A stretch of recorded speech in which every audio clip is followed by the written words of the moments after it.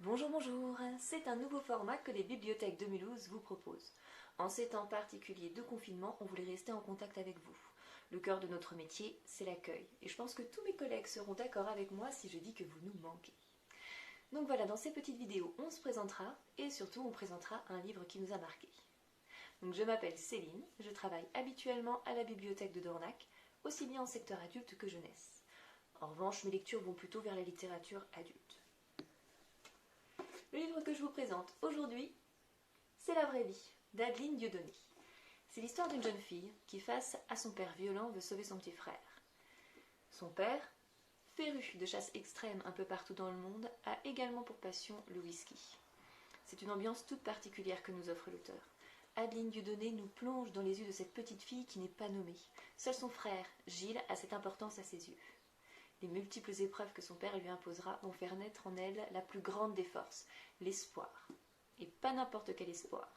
L'espoir de remonter le temps. C'est le récit fou d'une jeune fille qui ne peut accepter sa réalité. Pour notre part, on ne peut que accepter notre réalité de confiné. En revanche, on peut aussi être acteur. La créativité est partout en ce moment, aussi bien à nos balcons, à nos fenêtres, que dans notre salon. Et même sur nos écrans. Sachons en profiter. Je vous fais une petite lecture. À la maison, il y avait 4 chambres. La mienne, celle de mon petit frère, Gilles, celle de mes parents et celle des cadavres. Des daguets, des sangliers, des cerfs. Et puis des têtes d'antilopes, de toutes les sortes et de toutes les tailles. Springbok, impala, gnou, oryx, cobu. Quelques zèbres amputés du corps. Sur une estrade, un lion entier, les crocs serrés autour du cou d'une petite gazelle. Et dans un coin, il y avait la hyène. Tout empaillée qu'elle était, elle vivait, j'en étais certaine, et elle se délectait de l'effroi qu'elle provoquait dans chaque regard qui rencontrait le sien. Au mur, dans des cadres, mon père posait, fier, son fusil à la main, sur des animaux morts.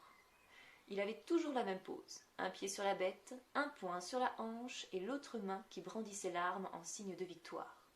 Ce qui le faisait davantage ressembler à un milicien rebelle shooté à l'adrénaline du génocide qu'à un père de famille. La pièce maîtresse de sa collection, sa plus grande fierté, c'était une défense d'éléphant. Un soir, je l'avais entendu raconter à ma mère que ce qui avait été le plus difficile, ça n'avait pas été de tuer l'éléphant. Non. Tuer la bête était aussi simple que d'abattre une vache dans un couloir de métro. La vraie difficulté avait consisté à entrer en contact avec les braconniers et à échapper à la surveillance des gardes-chasse.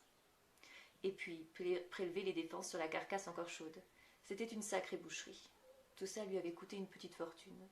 Je crois que c'est pour ça qu'il était si fier de son trophée. C'était tellement cher de tuer un éléphant qu'il avait dû partager les frais avec un autre type. Ils étaient repartis, chacun avec une défense. Moi, j'aimais bien caresser l'ivoire. C'était doux et grand.